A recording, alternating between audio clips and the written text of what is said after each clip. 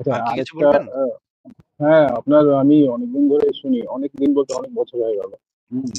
এবার ইসলামকে নিয়ে আপনারা যা বলেন বিভিন্ন রকম এগুলো বাংলাদেশ বলুন বা ভারতে বলুন বা বিশ্বেই বলুন, হুম, অনেক অনেক মুসলিম তো অনেক ভালো ভালো জায়গা আছে, অনেক বুদ্ধিমান আছেন, মানে তাদের মেধা সম্পর্কে কারোর কোনো প্রশ্ন চিহ্ন থাকার কথা নয়। কিন্তু তারা কি এইসব ব্যাপারগুলো মাথা ঘামায় না? মানে একটু আহ গোলমাল জিনিসটাকে নিয়ে ওরা কি করে আছে, এটা আমি ভাবতে পারি না। না, এটা মানে ছোটবেলা থেকে যে মানুষকে যেভাবে আসলে বড় করা হয়, বেশিরভাগ মানুষ কিন্তু কিন্তু এটা একটা সাধারণ লোকের কাছে হতে পারে, কিন্তু একটা বিজ্ঞানী বা খুব মেধা, যাদের খুব ট্যালেন্ট, মানে অন্য দিক দিয়ে আমার বলছি, হ্যাঁ, তারা না, কি করে এটা এই সব ধর্মের মানুষের ক্ষেত্রেই সত্য যে শুধু যে ইসলামের ক্ষেত্রে সত্য তা না।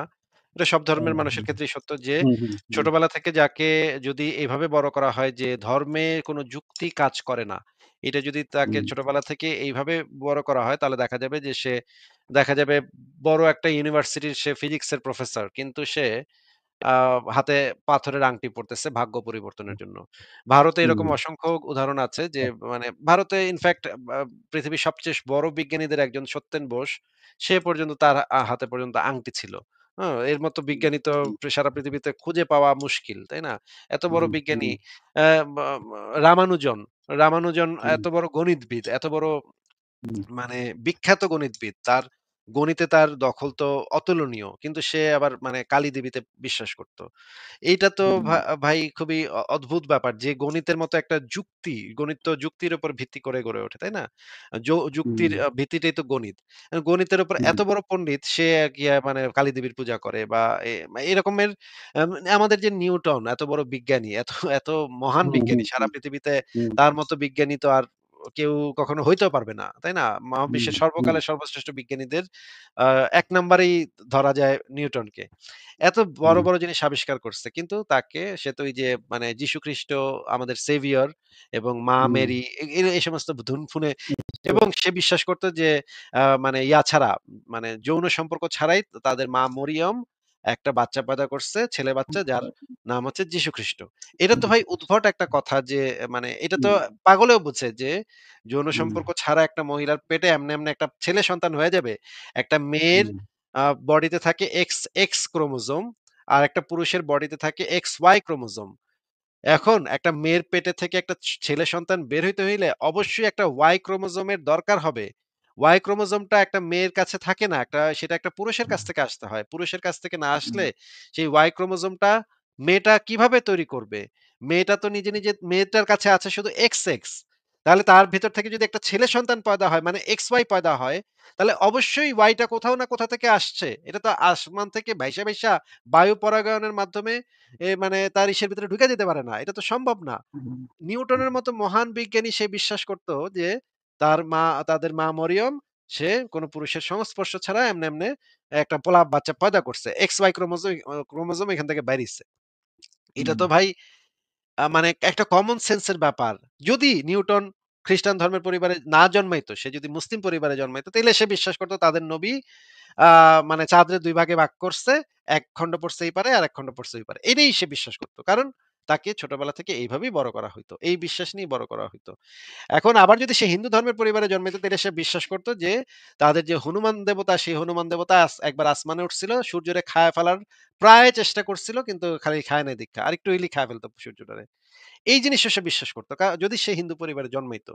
তার মানে দেখা যাচ্ছে যে এই ছোটবেলা থেকে যে এই শিক্ষাটা দিয়ে তাকে বড় করা হয় সেই জিনিসটা একজন মানুষের উপরে এত বড় প্রভাব ফেলে যে সে যত বড় বিজ্ঞানী, যত বড় যুক্তিবাদী, যত বড় জ্ঞানী হোক না কেন, অনেক সময় তারা ধর্মকে যুক্তি দিয়ে যাচাই করা যায় না বা যুক্তি দিয়ে যাচাই করা উচিত না। এই ধ্যান ধারণাই তারা পোষণ করে। এই কারণে তারা ধর্মের বিধিবিধান, ধর্মের অলৌকিক জিনিসপত্র, ধর্মের উদ্ভট জিনিসপত্র তারা বেশিরভাগ সময় চিন্তা করে দেখে না, যুক্তি দিয়ে চিন্তা করে দেখে না। এবং তারা মনে করে এই জিনিসটাকে যুক্তি দিয়ে চিন্তা করা যাবে না। এই জিনিসটা যুক্তির ঊর্ধ্বে।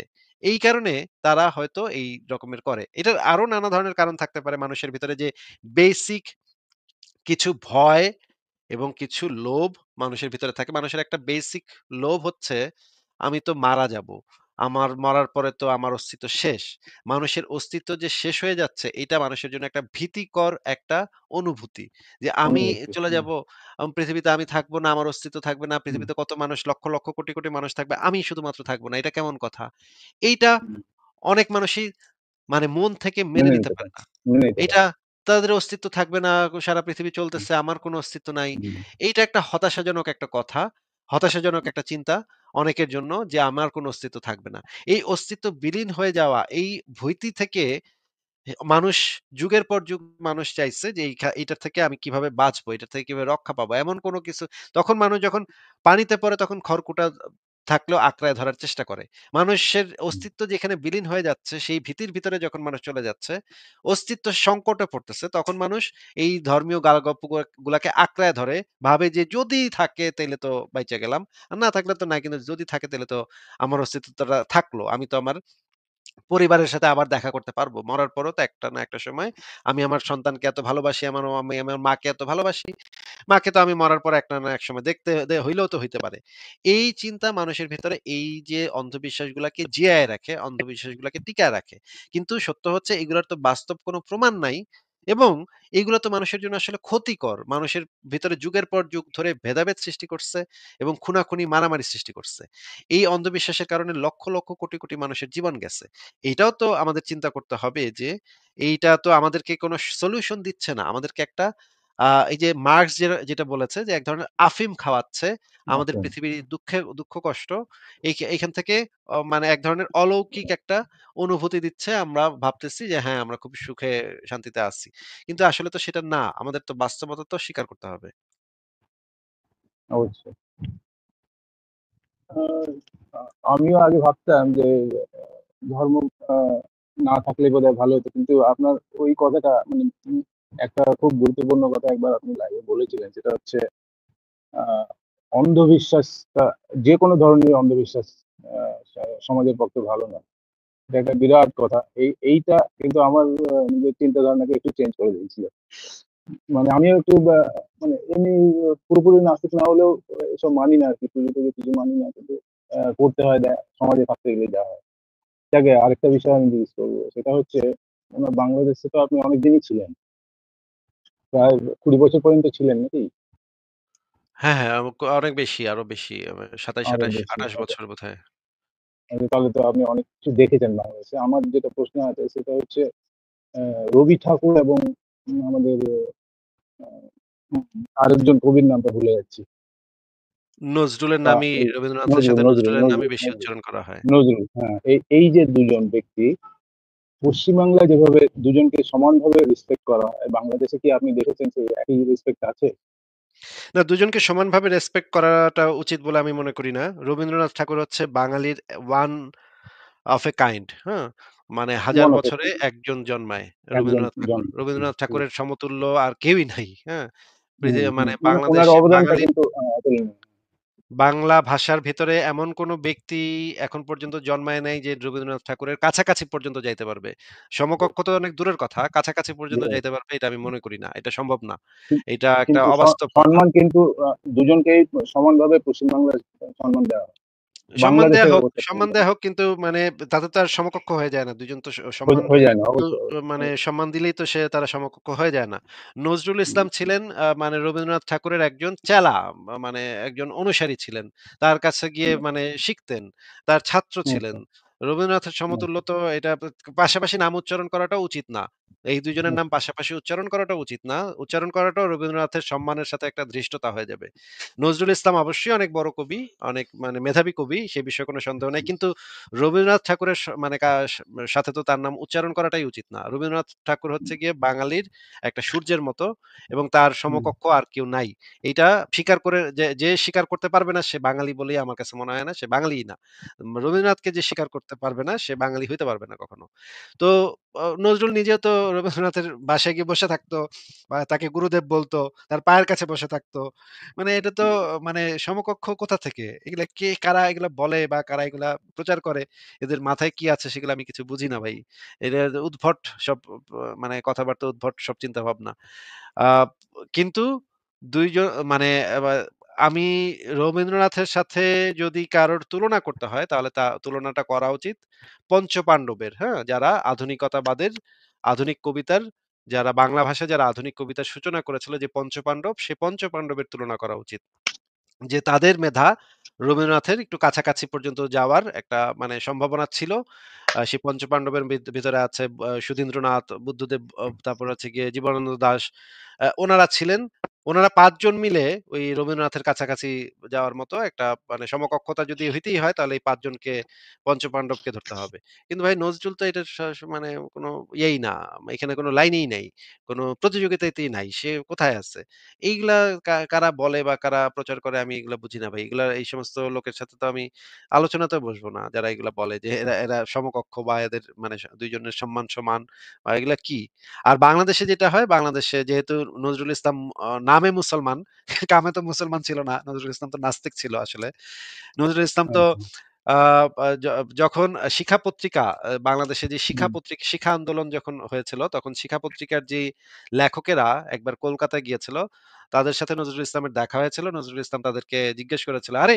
তোরাও নাস্তিক? আমিও তো নাস্তিক। তোরাও নাস্তিক? তোরা তো আমার মতই।"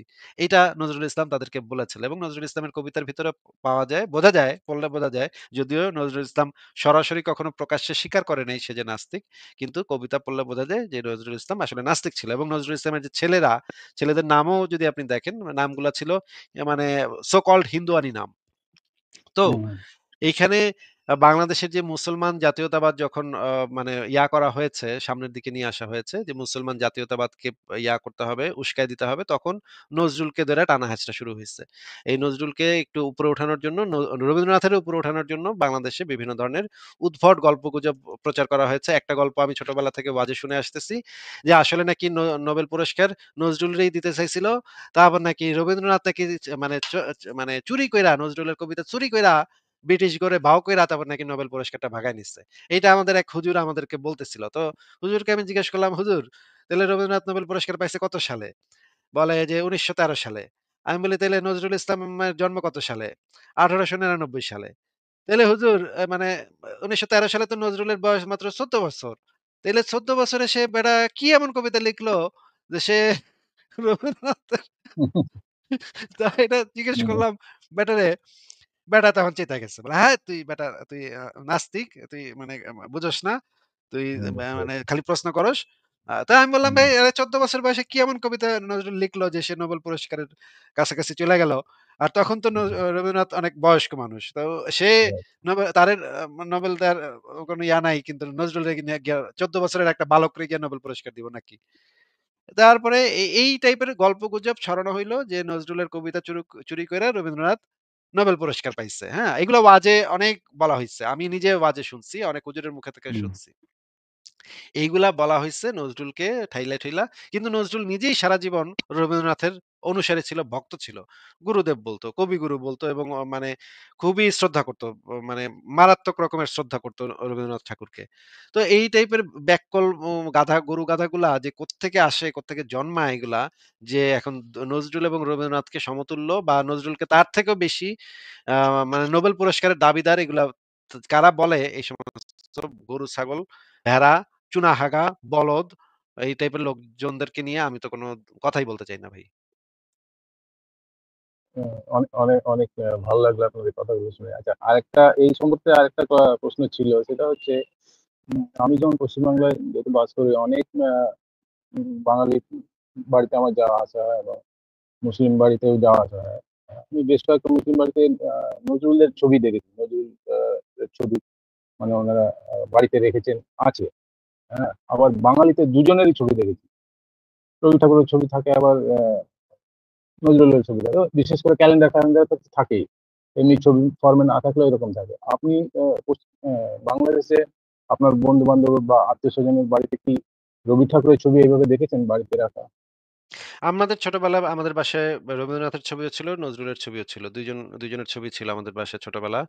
কিন্তু এখন হুম, বোধহয় কোথাও পাওয়া যাবে না। এখন বোধহয় কেউ কোথাও রবীন্দ্রনাথের পাওয়া ছবি টানাবে না। নজরুলের ছবি টানাইতে পারে কিন্তু রবীন্দ্রনাথের ছবি টানাবে না সাধারণত। বাংলাদেশের মানুষ এখন যায় না। অনেক বেশি রেডিক্যাল। হুম, এ এ সেটা তো ইদানিং একটু বেশি হয়েছে। আচ্ছা, এই আমাদের পশ্চিমবাংলায় আপনি যদি যাবেন বেশিরভাগ জায়গায় আপনি দেখবেন রবি ঠাকুরের ভাস্কর্য আছে, তার পাশে কবি নজরুলের ভাস্কর্য আছে। এই ভাস্কর্যের ব্যাপারটা তো মাঝখানে অনেক আপনার বাংলাদেশে তো ভাঙচুর হলো। তো রবি ঠাকুরের ভাস্কর্য কি ওখানে আছে এখনো কোথাও? আপনি আপনি আপনি যখন ছিলেন তখন কি ছিল? আপনার চোখে তখন পড়েছে? ছিল, হ্যাঁ, তখন ছিল। তখন ছিল। তখন ভালোই ছিল। কিন্তু এখন কি অবস্থা তা তো আমি বলতে পারব না। কিন্তু ভাস্কর্য ভেঙে লাভ কি? ভাস্কর্য লাভ ভেঙে তো কি? কোনো সেই। লাভ নেই। রবীন্দ্রনাথকে তুলতে হইলে বাংলাদেশের মানে মানচিত্র তুইলা ফেলতে হবে। মানচিত্র না তুলে হুম, ফেললে তো ২ জন মানুষ, একজন হচ্ছে ১ নাম্বার ব্যক্তি হচ্ছে গৌতম বুদ্ধ, আর ২ নম্বর ব্যক্তি হুম, হচ্ছে রবীন্দ্রনাথ ঠাকুর। এই ২ জন ব্যক্তিকে হুম, বাঙালির মন থেকে কখনো হুম, বের করা সম্ভব না। বা মানে যত কিছুই হোক না কেন, এই ২ জনকে গৌতম বুদ্ধ এবং রবীন্দ্রনাথ ঠাকুর ২ জনেরই প্রভাব বাংলাদেশে আছে, বাংলাদেশে থাকবে। বাঙালি আগে ছিল বুদ্ধিস্ট। বাংলাদেশ যে অঞ্চলটা, সেই অঞ্চলে বেশিরভাগ মানুষ একটা সময় ছিল বুদ্ধিস্ট। পরবর্তীতে বুদ্ধিস্ট। তারা হিন্দু হইছে, কিছু হিন্দু হইছে, কিছু হুম, অন্য ধর্মে গেছে। কিন্তু হুম, মৌলিকভাবে বাংলাদেশের মানুষ ছিল একটা সময় বুদ্ধিস্ট এবং আ তারা এই বাঙালির চিন্তা চেতনা থেকে এই ২ জন মানুষকে বের করা এই কারণে কখনো সম্ভব না। এক হচ্ছে গৌতম বুদ্ধ, আরেকজন হচ্ছে রবীন্দ্রনাথ ঠাকুর। এই ২ জন হচ্ছে হুম, সবসময় থাকবে। হুম। আচ্ছা, আরেকজন মনীষী ছিলেন, মনীষী তো বলা ভুলই হবে। মানে আমাদের ঈশ্বরচন্দ্র বিদ্যাসাগর, যিনি মানে বর্ণমালা সৃষ্টি করেছেন আমি যতটুকু জানি। হ্যাঁ, অবশ্যই উনার কথাও অবশ্যই মানে ওনার কথাও বলতে হয়। বলা উচিত। বাংলা বলতে ভাষা হয়, বলতে হ্যাঁ। গেলে উনার কথা বলতে হয়। হ্যাঁ? হ্যাঁ, উনার কথা তাহলে বলতে হয়। উনার এখন বাংলাদেশে যেহেতু বাঙালি ভাষা ওখানে আছে, হরফগুলো একই। তাহলে আমাদের বিদ্যাসাগরের ওখানে কি এখন কি কোন জায়গায় আছেন উনি? না বিদ্যাসাগরকে বা তো এখন কেউ আপনি যখন ছিলেন তখন কি ছিল? না বিদ্যাসাগরকে তো এখন কেউ মানে সেরকম কোনো ইয়া করে বলে আমি শুনি না যে তাকে সম্মান করা হয় বা তাকে শ্রদ্ধা করা এরকম কিছু শুনি না। মানে বিদ্যাসাগরের অবদান পাঠ্যপুস্তকে বাঙালি পাঠ্যপুস্তক বাচ্চাদের পাঠ্যপুস্তকে কি উনার কোনো আ উনি কে ছিলেন কেউ না, জানে? আমি পাইনি। পড়াশোনা হয়? আমার একটা লিখিত বই আছে, আমার একটা অনূদিত লিখিত বই আছে। সেটার ভিতরে হুম, ঈশ্বরচন্দ্র বিদ্যাসাগরের কথা আছে, তার জীবনী আছে হুম, ছোট করে। হুম, কিন্তু খুব একটা হুম। বেশি ঈশ্বরচন্দ্রকে নিয়ে খুব একটা বেশি আলোচনা হয় না আসলে কোথাও। উনি যখন পূর্ব পাকিস্তান পাকিস্তানের সঙ্গে যখন লড়াইটা বাধে, সেটা তো মেইনলি ভাষা কেন্দ্রিক বিষয়টা নিয়ে বেঁধেছিল। তো ভাষাটা যখন তখন অত গুরুত্বপূর্ণ যখন ছিল, ওই ভাষাটা যে তার হরফগুলো যে দিয়েছিল তার তার জায়গাটা কোথায়? তার জায়গাটা নেই কেন? তো ওখানকার এর মধ্যে তো ঠিক আছে। থাকা উচিত ছিল। বুঝতে পেরেছি ভাই। ঠিক আছে তাহলে মাদ্রিক ভাই আচ্ছা, আজকে আপনাকে তাহলে বিদায় জানাই আমরা। হ্যাঁ, ঠিক আছে। অনেক ভালো লাগলো। আবার যুক্ত হবো। ঠিক আছে। ধন্যবাদ। আচ্ছা আপনি ভালো থাকবেন। অন্যদেরকে সুযোগ দেন। হ্যাঁ, ভালো ঠিক থাকবেন। আছে তাহলে। ঠিক আছে তাহলে পরের জনকে